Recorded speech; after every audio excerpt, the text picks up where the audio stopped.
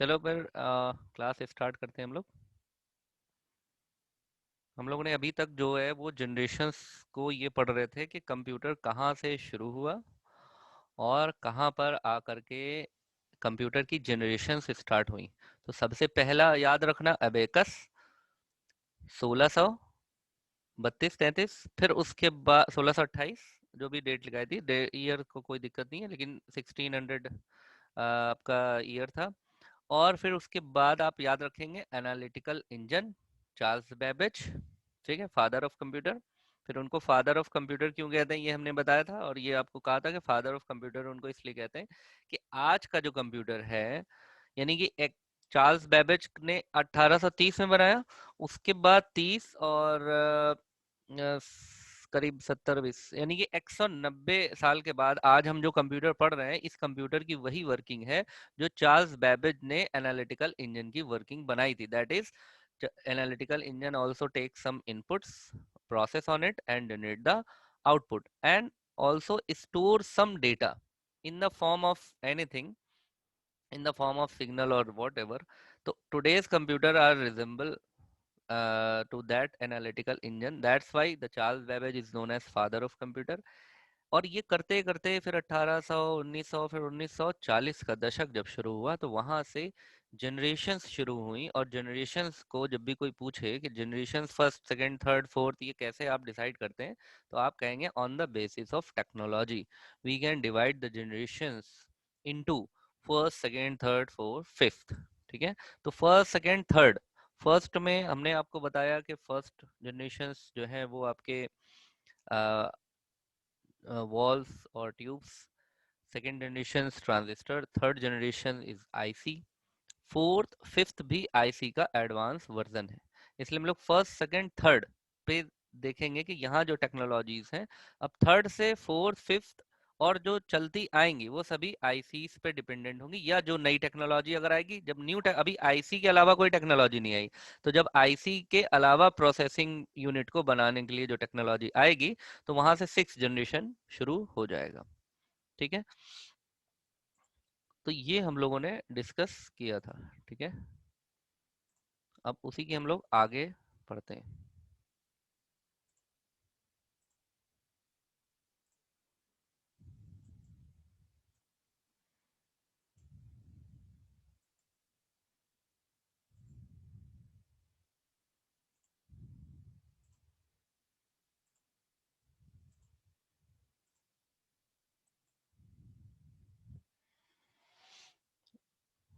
और first generation computers में हमने आपको एक स्लाइड दिखाई थी, अभी हम आपको फिर से एक स्लाइड दिखाते हैं।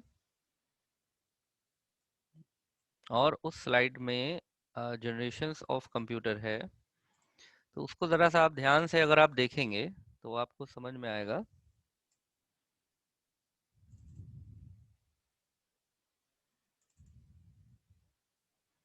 एक मिनट, हम ओपन कर रहे हैं, थोड़ा सा टाइम ले रहा है।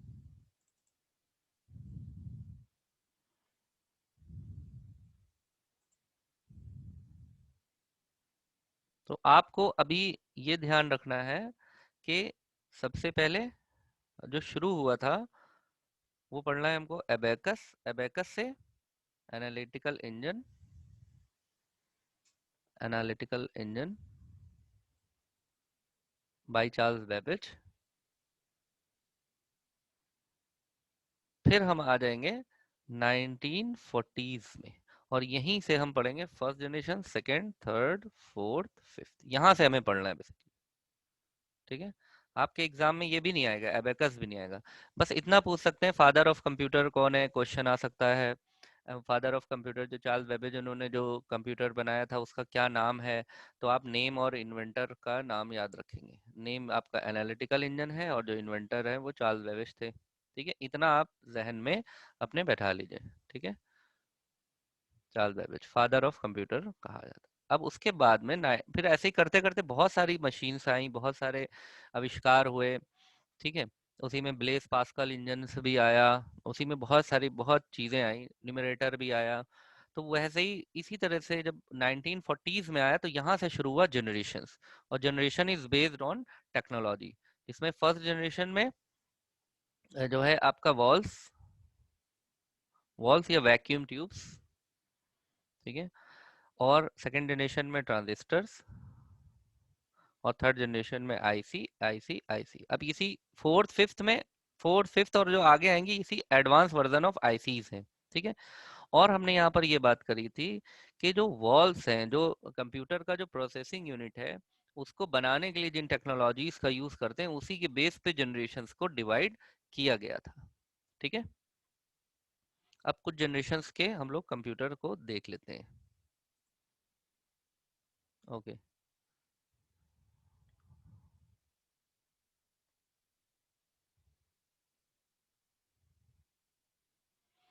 सचिन शर्मा पूछ रहे हैं सर, यूट्यूब की जो क्लास कुछ वीडियोस पर प्राइवेट क्यों है? तो जो प्राइवेट है वो प्राइवेट है, उसमें कुछ प्रोसेसिंग हो रही होगी, या तो वो नहीं चाह रहे होंगे कि ये शो हो, उसमें कोई प्रॉब्लम होगी। तो जो आपके लिए अवेलेबल है आप वो देखिए।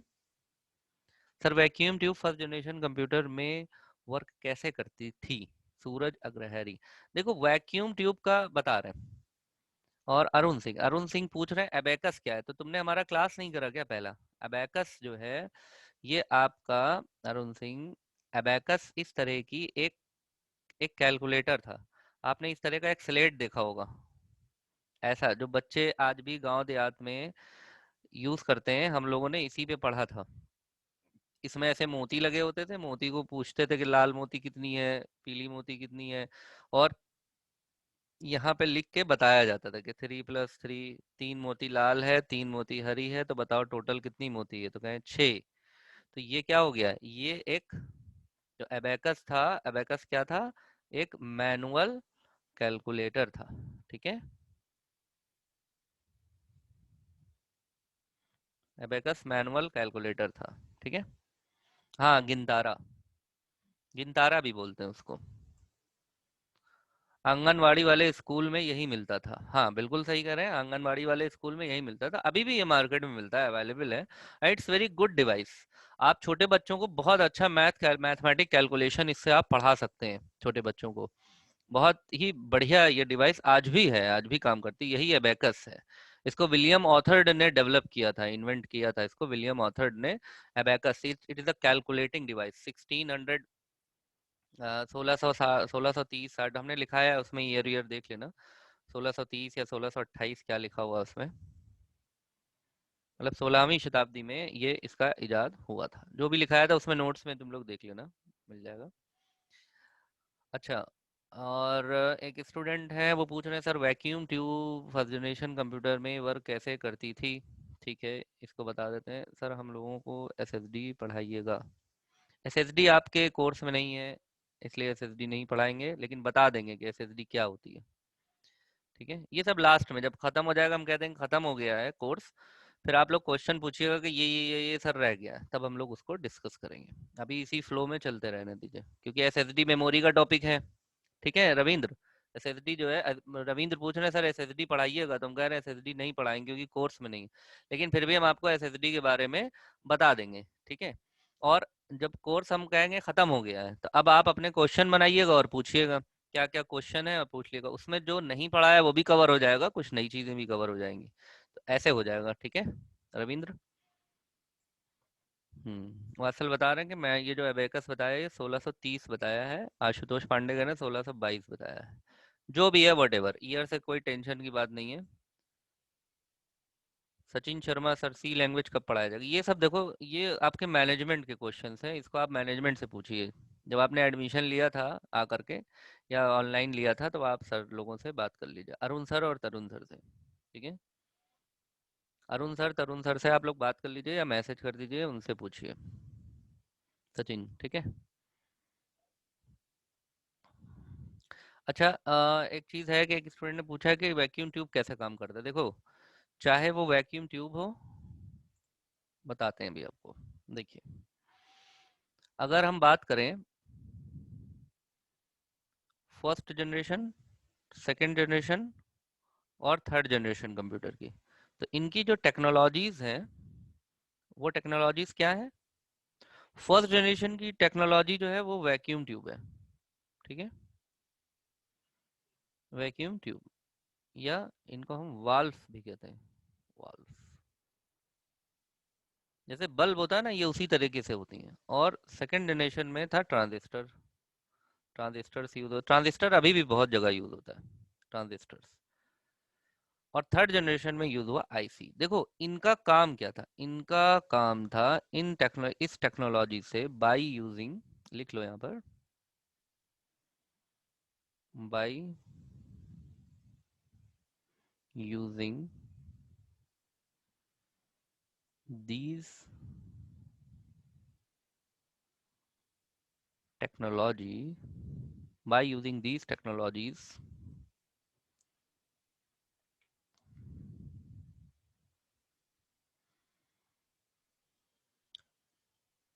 processing unit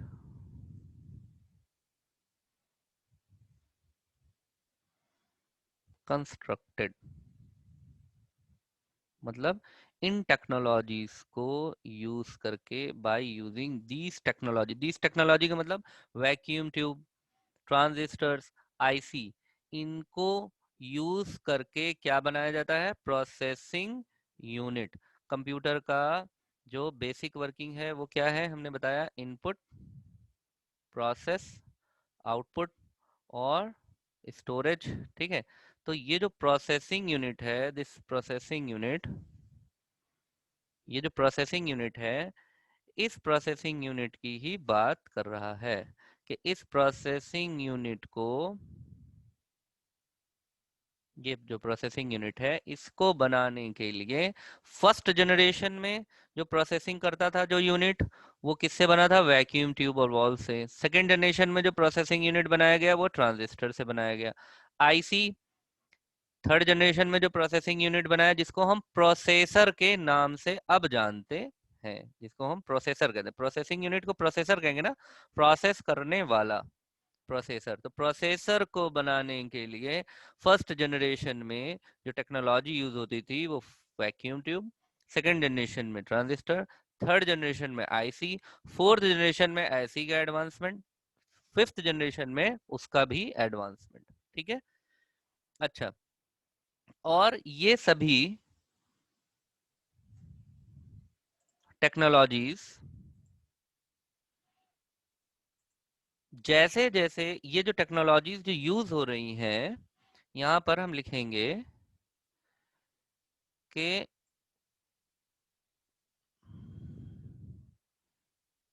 ये फर्स्ट जनरेशन की टेक्नोलॉजी सेकेंड जनरेशन से कैसे,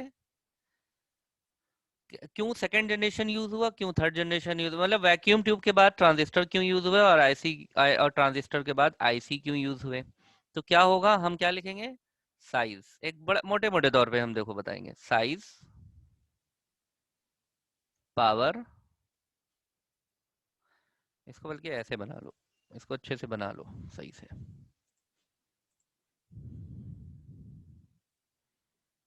हम यहाँ पे लिखेंगे first generation, second generation, third generation, fourth generation, fifth generation, ऐसे लिख लो तुम लोग भी। यहाँ पे इनके आगे इसकी टेक्नोलॉजीज लिख लेंगे। ठीक है,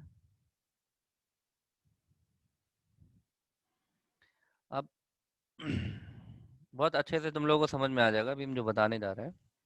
फिर हम वर्किंग बताते हैं कि वैक्यूम कैसे काम करता है। ठीक है, वैक्यूम ट्यूब कैसे काम करता था। फर्स्ट जनरेशन की टेक्नोलॉजी क्या थी प्रोसेसिंग यूनिट बनाने के लिए, वैक्यूम ट्यूब और वॉल्स। ठीक है, सेकेंड जनरेशन में ट्रांजिस्टर्स, थर्ड जनरेशन में ICs, integrated circuit, fourth generation में वीएलएसआई, और फिफ्थ जनरेशन में यूएलएसआई। अब ये वीएलएसआई और यूएलएसआई क्या है ये हम लोग आगे पढ़ेंगे। आप बस इतना लिख लीजिएगा, advance version of IC is VLSI और advance version of VLSI is ULSI. ठीक है, इसको हम बताएंगे, अभी परेशान मत होने लगना कि सर इसका फुल फॉर्म बता दीजिए ये क्या होता है, पहले ये समझ लो जो चीज हम बताना चाह रहे हैं। ठीक है,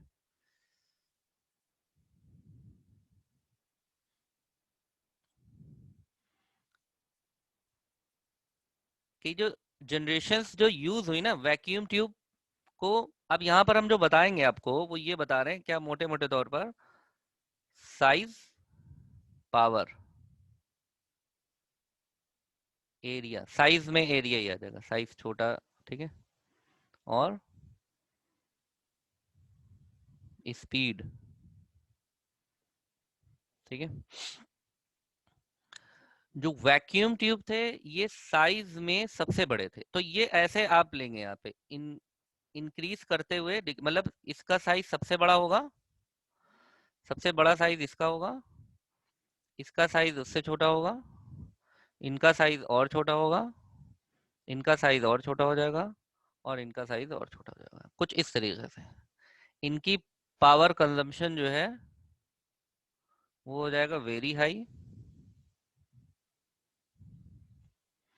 और इनका हो जाएगा हाई, और इनका हो जाएगा लो, और इनका हो जाएगा वेरी लो, और इनका हो जाएगा वेरी वेरी लो, ठीक है।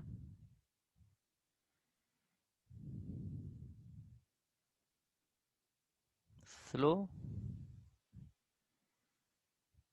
Fast,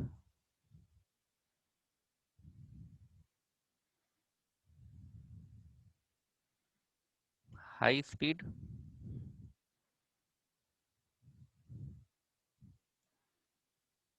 very high speed, very very high speed, ठीक है। इसीलिए जब वैक्यूम ट्यूब्स बने, अब देखो वैक्यूम ट्यूब्स के जो कंप्यूटर्स थे, उन कंप्यूटर को अब हम देखते हैं, ठीक है। वैक्यूम ट्यूब के कंप्यूटर को पहले देख लिया जाए।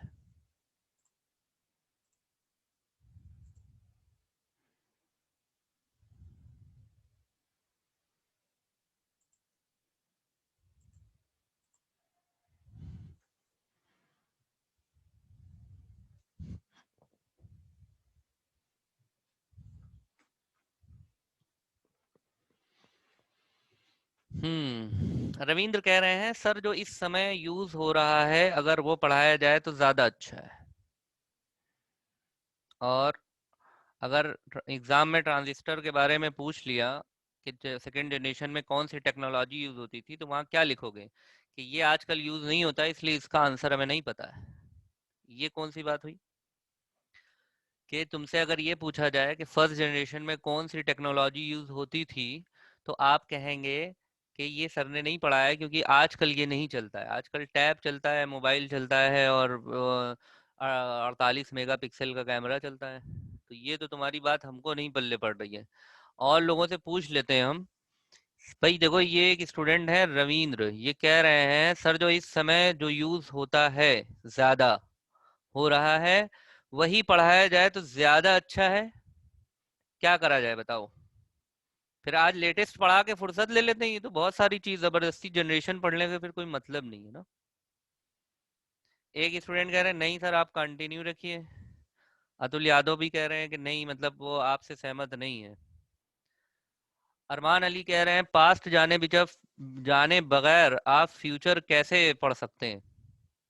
रितेश पांडे भी कह रहे हैं कंटिन्यू करिए सर। तो रविंद्र समझ में आ रहा है सर, नहीं बात वो नहीं तो फिर क्या बात, हम तो यही समझे। तो तो बात क्या है। अच्छा देखो, अब इसको पहले समझ लो, ये भी हम डिस्कशन एक दिन कर लेंगे बैठ के, और तुमसे पूछ लेंगे रवीन कि क्या चीज़ पढ़ाई जाए, ठीक है। तो आप हमें बता दीजिएगा, वही चीज़ हम पढ़ा देंगे। तो फिर वो चीज़ नहीं पढ़ाएंगे जो आपके मन नहीं होगा, ठीक है। जो आप कहेंगे हम वो बढ़ा देंगे, उसमें क्या दिक्कत है। लेकिन सब एक मत होना चाहिए, मतलब अगर 10 स्टूडेंट है तो 10, लेकिन अगर एक भी कहेगा सर हम पूरा पढ़ेंगे तो हम फिर पूरा पढ़ाएंगे, क्योंकि हमें एक स्टूडेंट को भी पढ़ाना है, ठीक है। यहाँ बात मेजोरिटी की नहीं है, 10 है, 10 में से 10 कहेंगे कि ये पढ़ाइए तो पढ़ाएंगे। अब देखो, यहाँ पहले समझ लेते हैं, ये बात हम लोग कर लेंगे, कोई बात नहीं, रविंद्र की बात भी समझेंगे। तो फर्स्ट जी, सेकेंड जी, थर्ड जी, फोर्थ जी और फिफ्थ जी, ठीक है। तो ये अब इसको देखो, एक चीज समझो इसको। ये वाला समझो। अब ये मैं आपको एक पावर पॉइंट स्लाइड दिखा रहे हैं जिससे ये अंदाजा लगेगा कि जो फर्स्ट जनरेशन का, देखो अभी आप लोगों के पास लैपटॉप है, मोबाइल है, वो अभी की जनरेशन का कंप्यूटर है, ठीक है, जो आपके पास है इस समय। इस समय आप मोबाइल देख रहे हैं, लेटेस्ट टेक्नोलॉजी का मोबाइल है। इस समय आप लैपटॉप है अगर आपके पास, अगर आपके पास कंप्यूटर है तो लेटेस्ट टेक्नोलॉजी का। अब इसको आज को और उससे मैच कराएंगे हम लोग, ठीक है।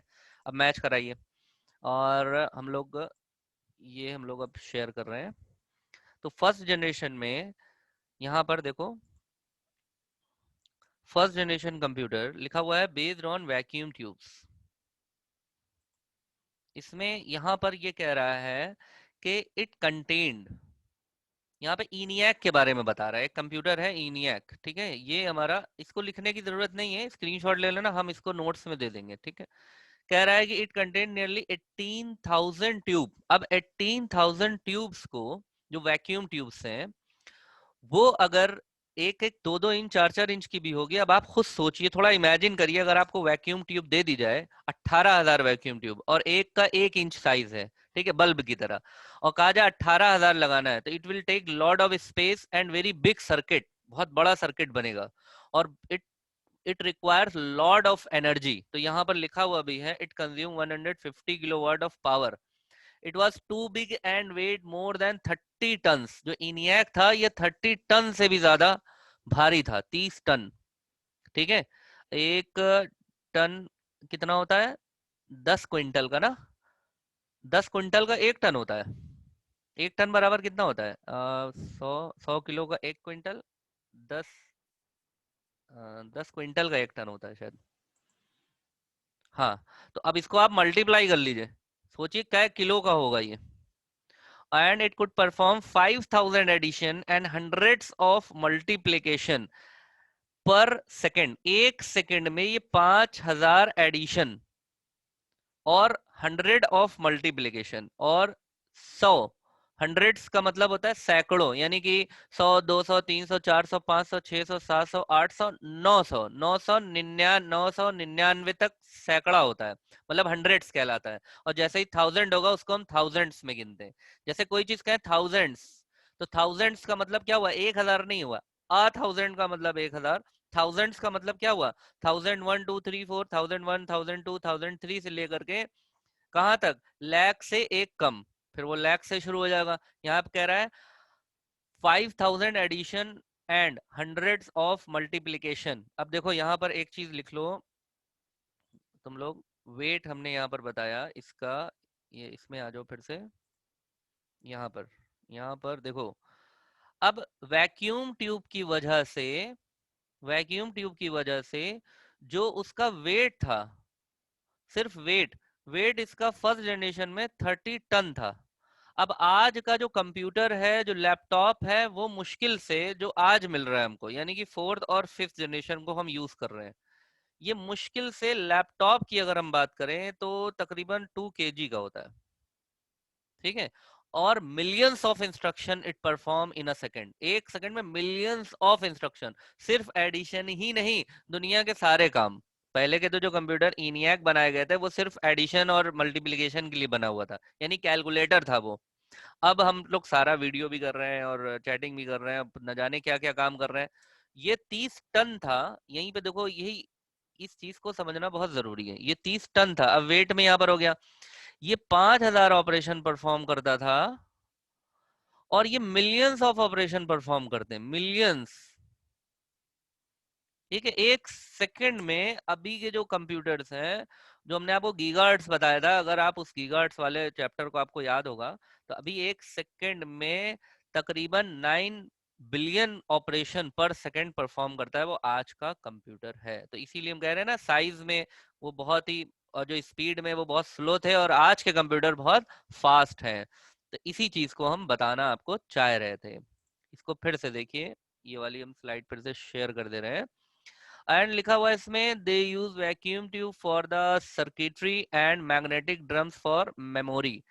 सर्किट के लिए, यानी कि प्रोसेसिंग एलिमेंट्स के लिए वो वैक्यूम ट्यूब यूज करते थे, और स्टोरेज के लिए जो सिग्नल स्टोर होते थे वो मैग्नेटिक ड्रम में स्टोर होते थे सिग्नल्स, ठीक है। अब वैक्यूम ट्यूब की बात करें कि वैक्यूम ट्यूब काम कैसे करता है, ठीक है। अब वैक्यूम ट्यूब की वर्किंग देखिए कैसी है।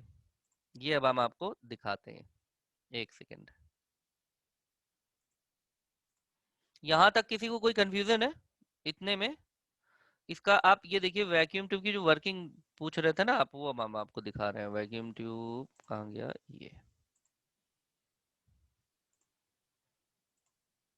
ये है वैक्यूम ट्यूब की वर्किंग। ये वीडियो दिख रहा है यूट्यूब का? ये यूट्यूब चैनल दिख रहा है आप लोगों को? यूट्यूब दिख रहा है ये वीडियो?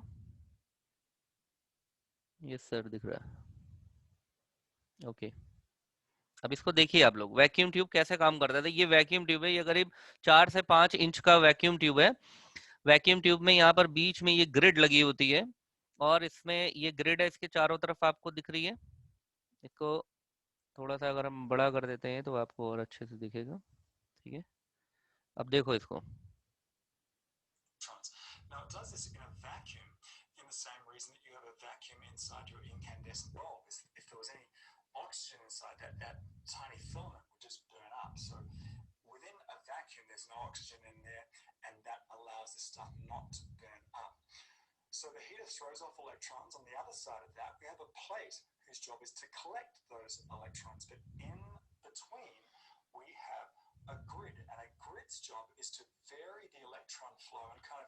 देखो यहाँ पर ये कह रहा है कि जो ग्रिड लगी हुई है इसका जॉब ये है कि ये इलेक्ट्रॉन को वैरी करता है। मतलब जितने भी इलेक्ट्रॉन यहाँ से हीटर में से जब हीट दी जाती है तो इलेक्ट्रॉन्स निकलते हैं, ठीक है, और उनको ये वैरी करता है। बाकी आगे सुनो क्या कह रहा है।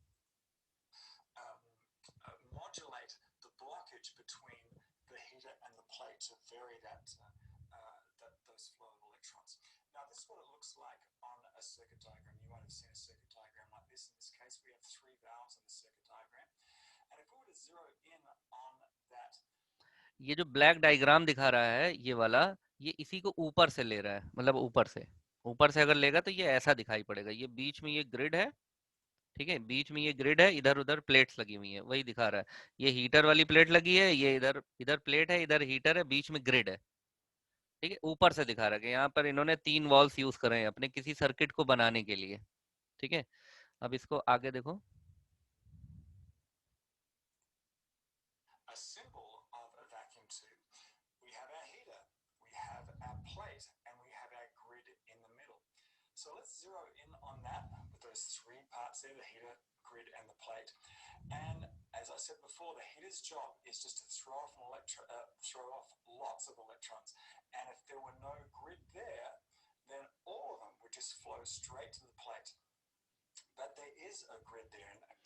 कह रहा है कि अगर ग्रिड बीच में नहीं होगी तो इलेक्ट्रॉन हीटर में से फ्लो करेंगे तो वो बहुत सारे प्लेट्स पर चले जाएंगे। तो ग्रिड लगा देने से ग्रिड इलेक्ट्रॉन को वेरी कर देती है, डिफरेंट डिफरेंट डायरेक्शन में मोड़ देते हैं।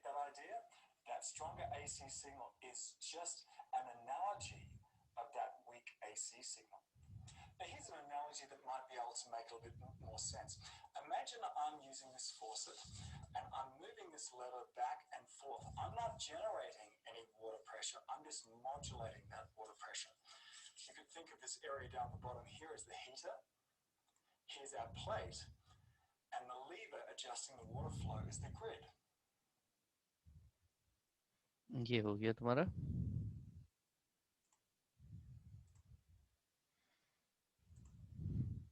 और this is how the vacuum, एक मिनट इसको पॉज कर दे।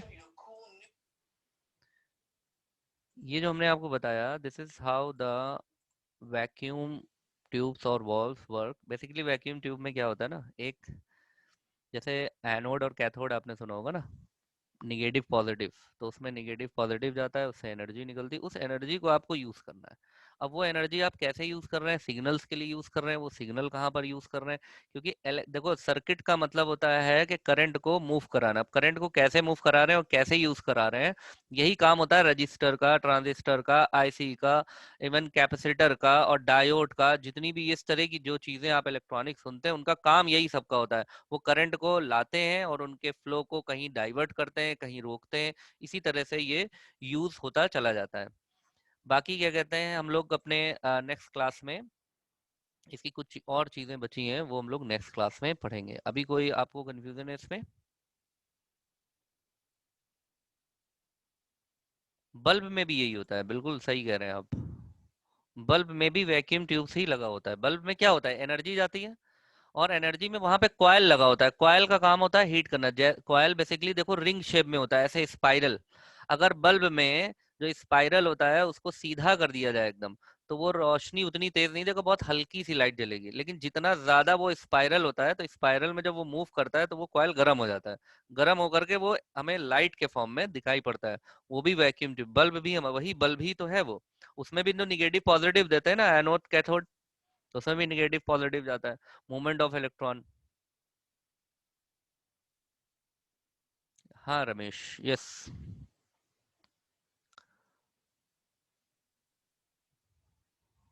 मोबाइल हमारा जो जनरेशन है, वो हम लोग मोबाइल में जो जनरेशन पर अभी जो हम यूज कर रहे हैं, वो हमारा फोर्थ और फिफ्थ जनरेशन है। फोर्थ भी है, फिफ्थ भी है, क्योंकि हम फोर्थ फिफ्थ साथ में ही यूज कर रहे हैं। सारे फोर्थ और फिफ्थ, आप फिफ्थ जनरेशन मान लीजिए। हमारे जो लैपटॉप्स हैं, जो डेस्कटॉप्स हैं, ये सब फिफ्थ जनरेशन हैं। ठीक है। 89 के बाद, 90 के बाद से जितनी भी हैं, सब फिफ्थ जनरेशन में आ गए हैं। ठीक है। चलो फिर बात नेक्स्ट क्लास में हम लोग मिलते हैं। ठीक है। That's it. Thank you.